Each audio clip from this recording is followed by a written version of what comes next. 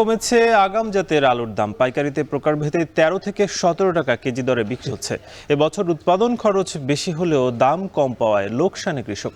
নওগাঁ পৌর পাইকারি বাজার থেকে জানাবেন আব্বাস আলী, যুক্ত হচ্ছে তার সঙ্গে। আব্বাস, জানাবেন যে খুচরা পর্যায়ে আলু কত টাকায় বিক্রি হচ্ছে এবং আলুর দাম আসলে কেন কমলো?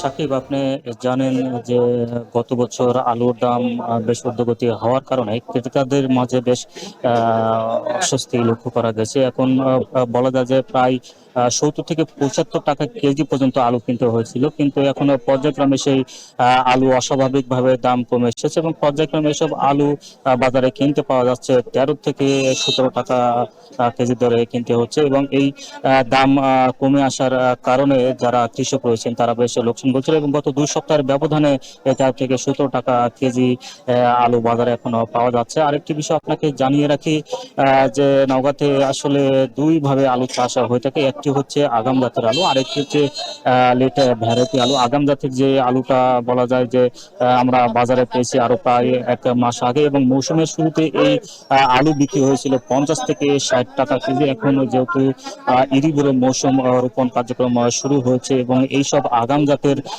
আলু উত্তোলন করে কৃষকরা এখন বড় রোপণ করবেন, যার কারণে আসলে তাদেরকে তড়িঘড়ি করে এইসব আলু উত্তোলন করতে হচ্ছে এবং বাজারে সরবরাহ বেড়েছে, যার কারণে আলুর দাম কমেছে। আর এইসব আলু আসলে হিমাগারে সংরক্ষণ করা যায় না, কারণ এইসব আলুতে রস বেশি, এই কারণে আসলে সংরক্ষণ করার সম্ভাবনা পচে নষ্ট হওয়ার সম্ভাবনা থাকে। আরেকটি বিষয় হচ্ছে যে লেট ভ্যারাইটি আলু উত্তোলন হতে মাস উত্তোলন হবে এবং সেগুলো আসলে হিমাগারে সংরক্ষণ করা সম্ভব হবে। কৃষকরা বলছেন যেহেতু আগাম জাতের আলু তারা উত্তোলন করে বাজারে নিয়ে আসছেন, সরবরাহ বেশি হয়, দাম কমেছে। এবং তারা আরো বলেছেন যে আগাম জাতের আলুর বীজ আলু যেটা ছিল প্রতি কেজি আলু প্রায় 80 থেকে 100 টাকা কেজি পর্যন্ত তাদেরকে কিনতে হয়েছে এবং আলুর বীজের দাম বেশি হওয়ার কারণে তাদের বিঘা প্রতি খরচ পড়েছিল প্রায় 5 থেকে 6 হাজার টাকা বেশি। সেই হিসেবে বলা যায় যে প্রায় 35 থেকে 36 হাজার টাকা খরচ পড়েছিল এবং আলুর উৎপাদন ভালো হয়েছে। উৎপাদন ভালো হওয়া হলেও আসলে দাম কমে আসার কারণে তাদেরকে লোকসান গুনতে